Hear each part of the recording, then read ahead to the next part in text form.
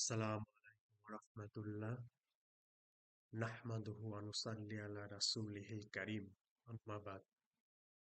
আলহামদুলিল্লাহ, আল্লাহ তাআলার বহুত বড় এহসান, ফজল আর করম যে আল্লাহ তাআলা আমাদেরকে দুনিয়াতে ঈমানদার হিসাবে প্রেরণ করছেন। ঈমানের অনেক দাম। ঈমান অনেক মূল্যবান জিনিস, কিমতি জিনিস, দামি জিনিস। যে হাদিস শরীফের মধ্যে আসছে, চাররা পরিমাণ ঈমান নিয়ে যদি কেহ দুনিয়া থেকে বিদায় গ্রহণ করতে পারে, আল্লাহ তাআলা এ দুনিয়ার ৭ দুনিয়ার সমান জান্নাত দান করবেন। এজন্য ভাই আমাদেরকে এই ঈমানকে হেফাজত করতে হবে, ঈমানকে শক্তিশালী করতে হবে, ঈমানকে মজবুত করতে হবে, ঈমানের দৃঢ়তা অর্জন করতে হবে। এজন্য আল্লাহ তাআলা কোরআনে কারিমের মধ্যে জানায়ে দিছেন, আমিনু কামা আমানান নাস, তোমরা ঈমান আনো লোকেরা যেমন ঈমান এনেছিল।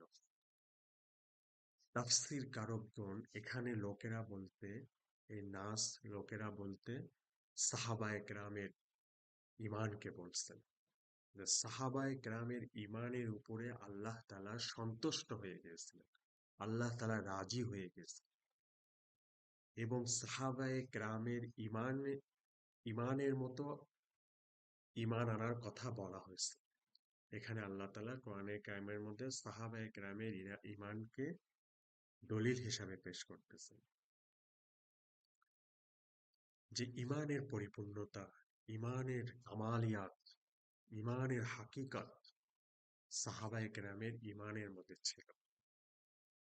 বলে যে এরকম ভাবে একটা ঘটনা আসছে যে হুজুর পাক সাল্লাল্লাহু আলাইহি সাল্লাম একদিন মদিনার মসজিদে গেলেন।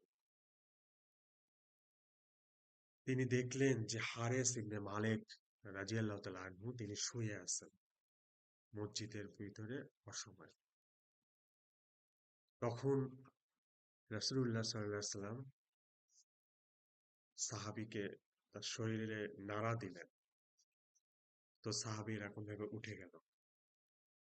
তো হুজুর পাক সাল্লাল্লাহু আলাইহি সাল্লাম সে হারেস ইবনে মালিক রাদিয়াল্লাহু তাআলা আনহুকে বললেন যে, হে হারেস, তুমি আজকে সকালকে কিভাবে করেছো, সকাল কিভাবে করেছো? তখন ওই সাহাবী বললেন যে, ইয়া রাসূলুল্লাহ সাল্লাল্লাহু আলাইহি সাল্লাম, আপনার উপরে আমার জান কুরবান হোক, আমি তো পরিপূর্ণ মুমিন, পরিপূর্ণ ঈমানের সাথে আমি আমার সকাল করেছি। তখন হুজুর পাক সাল্লাল্লাহু আলাইহি সাল্লাম বললেন যে, হে হারেস, প্রত্যেক কথার একটা হাকিকত থাকে, বাস্তবতা থাকে, একটা তাৎপর্য থাকে। তুমি যে বললে যে আমি ঈমানের সাথে, পরিপূর্ণ ঈমানের সাথে মুমিন হিসাবে আমি সকাল করেছি, তোমার এই কথার তাৎপর্য কি, এ কথার হাকিকত কি? তখন হারেস রাদিয়াল্লাহু তাআলা আনহু বললেন, ইয়া রাসূলুল্লাহ, আমি এরকম ভাবে আল্লাহ তাআলার আরশকে দেখিতেছি, আমার সামনে জান্নাত দেখিতেছি, জান্নাতের মধ্যে সবাই নাজ নিয়ামতের মধ্যে লিপ্ত আছে, এই সমস্ত কিছু আমার চোখের সামনে ভাসতেছে। আমি জাহান্নামকে দেখিতেছি, জাহান্নামের ভিতরে সবাই আহাজারি চিৎকার আর্তনাদ করতেছে।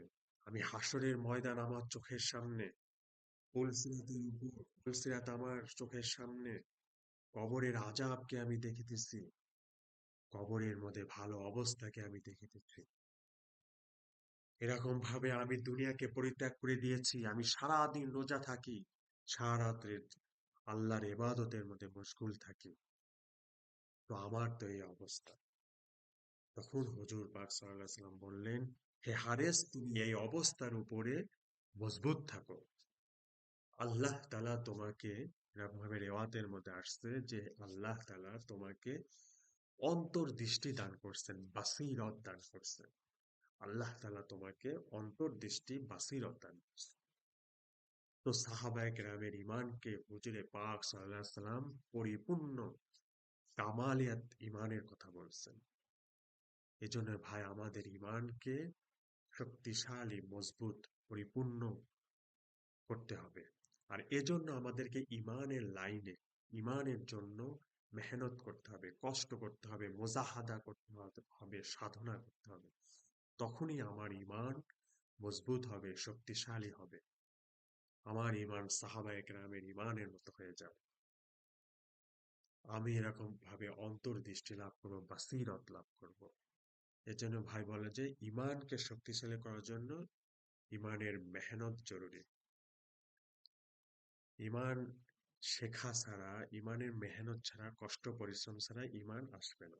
এজন্য আমাদেরকে ইমানের মেহনতকে এরকম ভাবে বেশি থেকে বেশি ইমানের কথা আলোচনা, আল্লাহ তাআলার বরত্বের কথা আলোচনা করা, আল্লাহ তাআলার কুদরতের কথা আলোচনা করা, জান্নাতের কথা, জাহান্নামের কথা, আখিরাতের কথা, কবরের কথা, আহ, এ সমস্ত কিছু বেশি থেকে বেশি আলোচনা করা, দাওয়াত দেওয়া, মানুষের ময়দানে আল্লাহ তাআলার বরত্বকে বলা। আল্লাহ তাআলা করে, আল্লাহ তাআলা খাওয়ায়, আল্লাহ তাআলার হাতে সমস্ত কিছু, আল্লাহ তাআলা রাজ্জাক, আল্লাহ তাআলা রব পালন কর্তা, আল্লাহ তাআলা হেফাজত করনেওয়ালা, সমস্ত কিছু করার মালিক আল্লাহ তাআলা। এ কথার দাওয়াত বেশি থেকে বেশি দেওয়া, এ নিয়ে আলোচনা করা, শোনা, বলা, শোনা এবং এটা নিয়ে চিন্তা ফিকির করা এবং ইমানের জন্য দাওয়াতের ময়দানে বেশি থেকে বেশি সময় দেওয়া। যদি আমি এভাবে কাজ করতে থাকি তাহলে আমার এরকম ভাবে ইমান শক্তিশালী হয়ে যাবে, আমার ইমান পরিপূর্ণতার দরজায় আসতে থাকবে, সাহাবায়ে কেরামের মতো আমার ইমান হয়ে যাবে। এজন্য বলে যে ইমানের জন্য মেহনত জরুরি।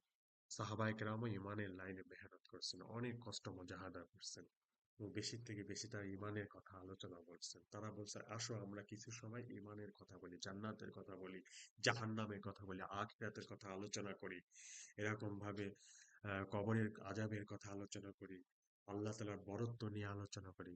যে যা সাহাবায়ে কেরাম একে অপরকে ডেকে বলতেন যে আমরা এরকম ইমানকে নবায়ন করতে থাকি, যে এই ইমানটা বাড়ে এবং কমে। যত বেশি আমি ইমানের কথা আলোচনা করব, ইমানের কথা শুনবো, ইমানের কথাগুলোকে নিয়ে আমি এরকম ভাবে চিন্তা ফিকির গবেষণা করব, তত আমার ইমান বাড়তে থাকবে। আর আমি এরকম ভাবে ইমানের কথা থেকে যত দূরে সরবো, আমার ইমান এরকম ভাবে দুর্বল হতে থাকবে। এজন্য ভাই বলে যে আমার ইমানকে বাড়ানো জরুরি, ইমান হেফাজত করাও জরুরি। আমরা তো এরকম ভাবে জন্মসূত্রে ইমানদার হিসাবে মুসলমানের ঘরে জন্মগ্রহণ করছি, এজন্য আমরা ইমানদার হিসাবে জন্মগ্রহণ করছি। এখন আমার এই ইমানকে হেফাজত করতে হবে এবং আমার ইমানকে বাড়াতে হবে। ইমানের লাইনে আমার এরকম ভাবে কষ্ট মুজাহাদা করতে হবে, তখন আমার ইমান মজবুত হবে। আর ইমান মজবুত হলে, যখন আমার ইমানটা মজবুত হবে, তখন আমার এরকম ভাবে আল্লাহ পাকের হুকুম, আল্লাহ পাকে মানা আমার জন্য সহজ হয়ে যাবে। আর ইমানের উপকরণটা কি? ইমানের উপকরণ হলো তাকওয়া, আল্লাহ ভীতি, আল্লাহ তাওয়াক্কুল, আল্লাহ ভরসা, আল্লাহর মহাব্বত, এ সমস্ত ইমানের উপকরণ। যখন আমি ইমানের লাইনে মেহনত করব, ইমানের লাইনে কাজ করব, পরিশ্রম সাধনা করব, তখন আমার ভিতরে আল্লাহ পাকের ভয় এসে যাবে, তাকওয়া এসে যাবে, পরহেজগারি এসে যাবে, আল্লাহ পাকের হুকুম মানা আমার জন্য সহজ হয়ে যাবে, গুনাহ থেকে বাঁচা আমার জন্য সহজ হয়ে যাবে, আমার জন্য নামাজ পড়া, সমস্ত ভালো কাজ করা, নেক আমল করা আমার জন্য সহজ হয়ে যাবে। এজন্য ভাই বলে যে শর্ত হলো ইমানকে বাড়ানো জরুরি। আর ইমানকে বাড়াতে হলে ইমানের দাওয়াত দিতে হবে, মানুষের ময়দানে দাঁড়ে দাঁড়ে, বারে বারে সমস্ত জায়গায় ইমানের কথা আলোচনা করতে হবে। সমস্ত পরিবেশের মধ্যে ইমানের কথা নিয়ে, আল্লাহ পাকের বরত্ব নিয়ে, আখিরাতের কথা, জান্নাতের কথা, জাহান্নামের কথা, নবীদের কথা, আল্লাহ পাকের কুদরতের কথা, এ সমস্ত কথা আমাদেরকে বেশি থেকে বেশি আলোচনা করতে হবে। এর জন্য ভাই বলে যে আমরা আজকের থেকে আমরা নিয়ত করি যে বেশি থেকে বেশি আমরা ইমানের দাওয়াত দিব, ইমানের কথা আলোচনা করব, ইমানের কথা শুনবো, আর এরকম ভাবে ইমানের জন্য বেশি থেকে বেশি কোরবানি করব। তখন এরকম ভাবে আমার জন্য আল্লাহ তাআলা আমাকে আমার ইমান পরিপূর্ণতার দিকে পৌঁছাতে থাকবে, সাহাবায়ে কেরামের ইমানের মতো আমার ইমানের অবস্থা হয়ে যাবে। এজন্য ইনশাআল্লাহ ভাই আমরা নিয়ত করি। আজকে এই পর্যন্ত। আসসালামু আলাইকুম ওয়া রাহমাতুল্লাহ।